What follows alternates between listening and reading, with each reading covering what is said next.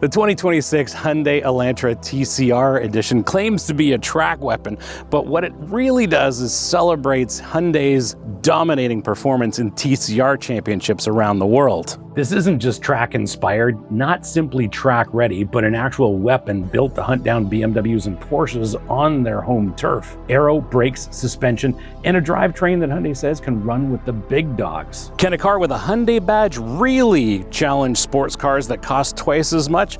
Well, we're gonna find out. Buckle up, my friends. Let's go for a drive.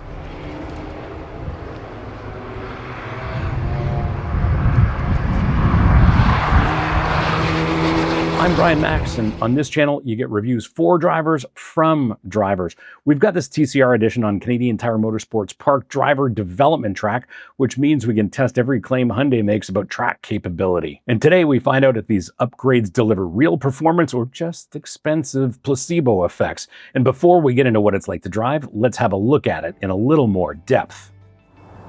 For 2026, this Elantra and TCR Edition is a little bit special, but it starts with the fantastic foundation that is the Elantra N. The key differences with this TCR Edition include the carbon fiber swan neck spoiler, 19-inch forged wheels that reduce critical unsprung weight, and four-piston front calipers with two-piece rotors for more effective braking and thermal efficiency. There's a lot that goes into making an Elantra an N, but that starts with a stiffer chassis done right at the factory. Under the hood is a 2-liter turbo 4-cylinder, makes 276 horsepower from 5,500 to 6,000 RPM, or 286 horsepower with N-grin shift and the dual clutch, 289 pounds of torque from 2,100 to 4,700 RPM. Transmission choices are a 6-speed manual, save the manuals, my friends, or an 8-speed wet dual clutch. It is front-wheel drive. There's an electronically controlled limited slip diff, electrically assisted power steering with a quicker steering rack, and a rack-mounted motor unit. Suspension uses McPherson struts at the front, multi-link at the rear with electronically controlled dampers. With this TCR Edition, brakes are 4-piston front calipers with 2-piece 360mm rotors, single piston calipers at the rear. Also for the TCR Edition, there are exclusive 19-inch forged wheels. Curb weight is 3,199 pounds for the manual or 3,313 pounds for the dual clutch, which means you pay a 144-pound premium for quicker shifts. Before you write this off as an Elantra N with some extra bits, let's talk about those bits for a second. Swan neck spoiler, not fashion, actual motorsport engineering that delivers more downforce. Forged wheels, not bling, legit unsprung weight reduction that makes everything respond faster. 4-piston calipers, not overkill, but more clamping force and better modulation. 2-piece rotors, not complexity for complexity's sake, but better thermal management. And fun fact, Hyundai says this Elantra N TCR Edition makes exactly the same horsepower and torque as the regular Elantra N, but we all know that cool badges add an extra 5 horsepower. Did you know that 80% of you are not subscribed? Yes, it's true. 80% of you are not subscribed. I checked the data. So if you like the content on this channel, do me a solid, hit that subscribe button, make sure you like this, and if you want to support the channel, please hit up our merch store. Links here, links below. Lots of great stuff for driving enthusiasts like us, including our very popular line of Save the Manuals merch. Now back to your regularly scheduled episode.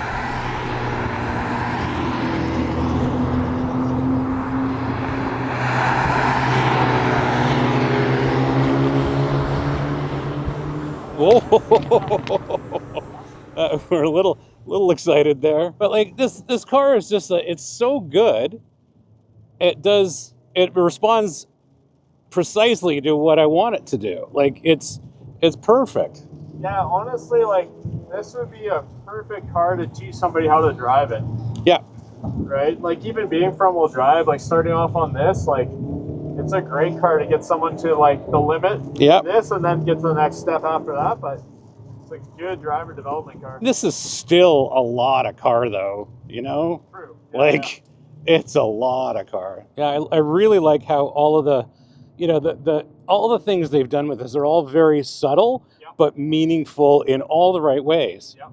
And that steering wheel is actually awesome. Yeah, I know, feels great. It's thick, it's not like this little like, oh yeah, we just Alcantara wrapped our stock wheel or something. Like it's a whole. No, it's shaped very differently. The Alcantara steering wheel transforms driver connection through microscopic surface texture. Unlike leather that can become slippery, Alcantara maintains grip when you're Palms are sweaty, knees weak, arms are heavy from focused driving. The 12 o'clock marker isn't just decoration. When you're threading corners at speed, knowing exactly how much lock you've applied is critical. And Hyundai includes it because they understand that feeling connected matters more than feeling premium. These buckets that are exclusive to the N are a master class in performance ergonomics disguised as comfort features. The side bolsters hold you in during serious lateral Gs, while the seat base angle keeps your leg properly positioned for aggressive braking. Most people think that sports seats are about looking the part, but here they're about maintaining control when physics gets involved. The fact that they're also comfortable during commuting is just Hyundai showing off their understanding of real-world performance needs. Pedal spacing is perfect, and the brake and throttle are perfect for heel and toe. The dead pedal is there to support your left leg under high G loads, and these details cost nothing extra to implement, but they require engineers who understand how cars are actually driven at their limits. And Hyundai got this right by studying what works, not just what sells.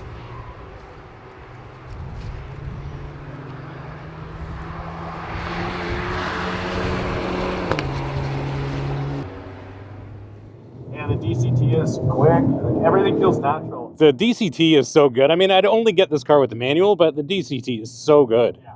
Like, it's still fun to drive because it is good. Yeah, because I never take this line like that. It's been so long since I've driven the circuit in this configuration.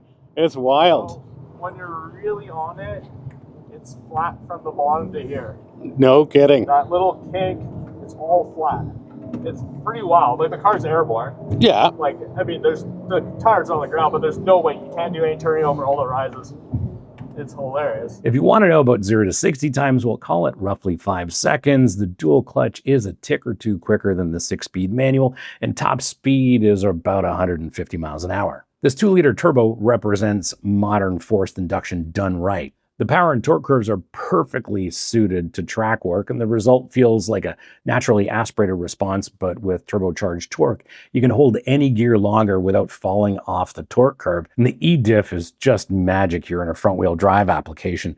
Traditional mechanical limited slip diffs lock up based on speed differential alone, and often at inappropriate moments. This entire system monitors steering angle, throttle position, lateral Gs, and individual wheel speeds 100 times a second, varying lockup percentage in real time. And the result is magic. Traction exactly when you need it, and freedom when you don't, like under braking. And sure, the dual clutch is quicker, but there's nothing like a manual. Each gear change becomes a deliberate decision, not an algorithmic calculation.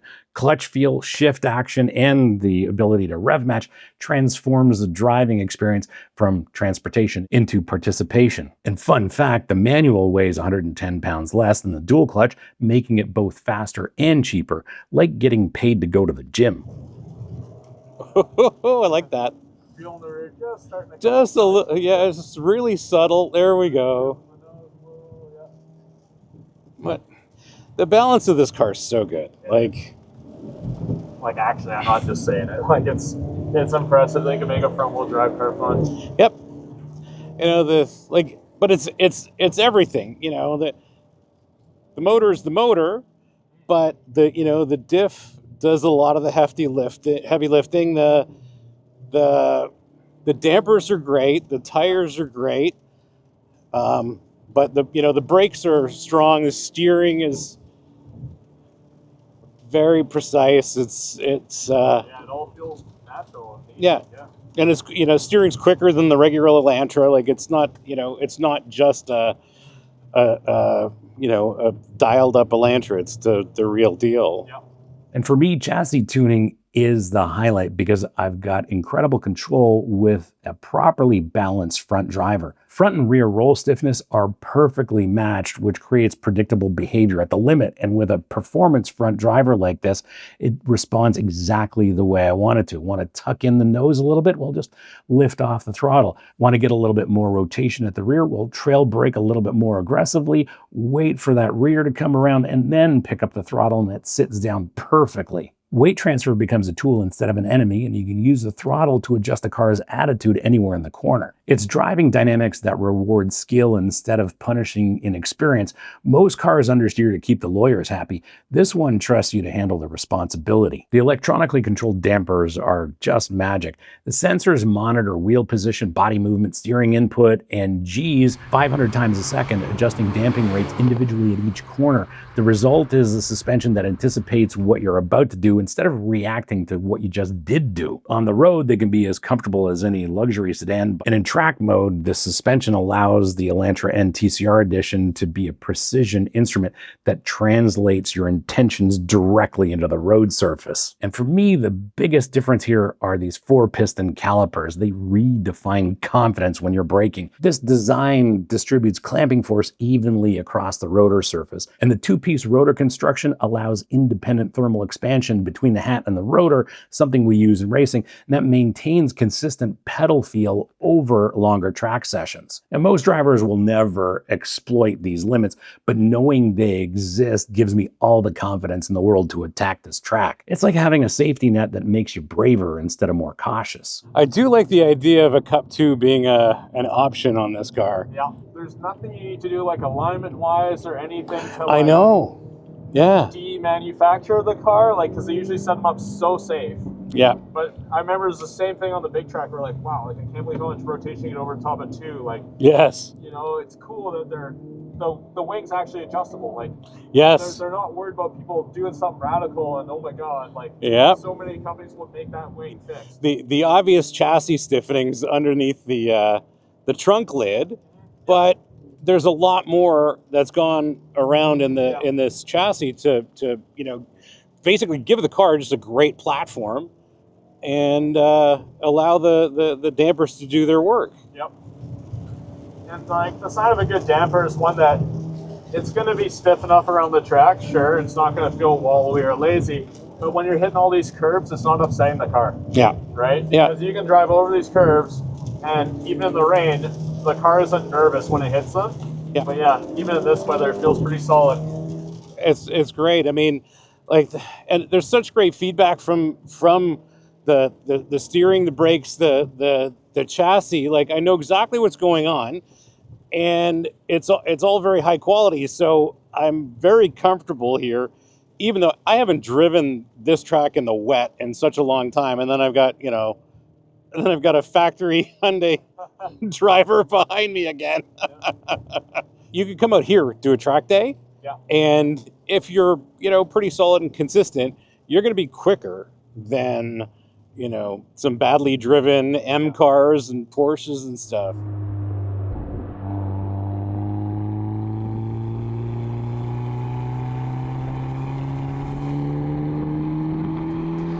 How do you spec yours? Well, thankfully, it's a very easy question to answer. This is a 2026 model year Hyundai Elantra and TCR Edition, and for my American friends, it's available in Canada only. What you are looking at is a 2026 Hyundai Elantra and TCR Edition, and Hyundai USA has nothing to say about future product plans. Color choices are black, white, gray, and of course the iconic Performance Blue. Base price in Canada is $47,599 for the 6-speed manual. The dual clutch version costs you $49,199, and these prices are before freight, taxes, fees, etc. So how do you spec yours? Well, first, manual or dual clutch? Well, you know where I stand on that, but I'm not here to tell you what to do, although I have two things to say. The dual clutch costs $1,600 extra for faster shifts, making it the automotive equivalent of paying for priority boarding on a 45-minute flight. The manual saves money, some weight, and adds engagement, proving that sometimes the cheaper option is actually better. And here's the thing, this is order only in Canada, which creates some artificial scarcity that actually serves the enthusiast community better than traditional dealer allocations. No inventory sitting on lots, no pressure to move units with incentives, no accidentally stumbling into ownership. Everyone who gets one actively chose to buy it, creating a self-selected community of people who understand what makes it special. It eliminates dealer markups and regional availability issues that often plague limited production performance cars. You order and you get exactly what you paid for, which is exactly how enthusiast cars should be sold.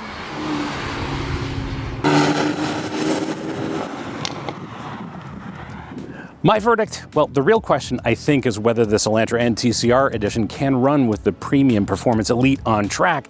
And the answer is not exactly as simple as a yes or a no. It's a little bit more complicated. After a day at the track, there's no doubt in my mind that this entire package is so thoroughly resolved that I could take this to any given track day and embarrass various drivers in M-Cars, Caymans, and maybe some 911s. Sure, the Germans charge premium prices for premium experiences, quieter cabins, some extra refinement, more sophisticated electronics. But here's the thing, none of that makes you faster around a track. Hyundai focused their engineering budget on what actually matters for performance, and the result is a car that can genuinely embarrass vehicles costing significantly more. It's not trying to be German, it's trying to be better at what Germans charge a fortune for. Every TCR Edition component actually comes from actual motorsport engineering. 20 years ago, tech like this, the brakes, the aero, the dampers, were exclusive to six-figure supercars. Today, Hyundai includes them in a sedan that costs a fraction of anything from the European establishment. It's not about badge prestige or exclusivity. It's about engineering excellence applied to a real-world performance car. The Germans built their reputations on this approach decades ago, but Hyundai just remembered why it worked. And the best thing is that Hyundai made the car we're all asking for, but then they made it Canada only, as if they are testing whether Americans deserve nice things. Thanks for hanging out with me today and having a look at this 2026 Hyundai Elantra N TCR Edition. Hope you liked this episode, and if you did, you're not new. You know what to do. Smash the subscribe button, turn on your notifications, like this, and as always, sharing is caring, so please share this with your friends, especially on Reddit, because on Reddit, they really need to see reviews for drivers from drivers. If you have any questions or comments, please leave them in the comments below. I'll get back to you as soon as I can.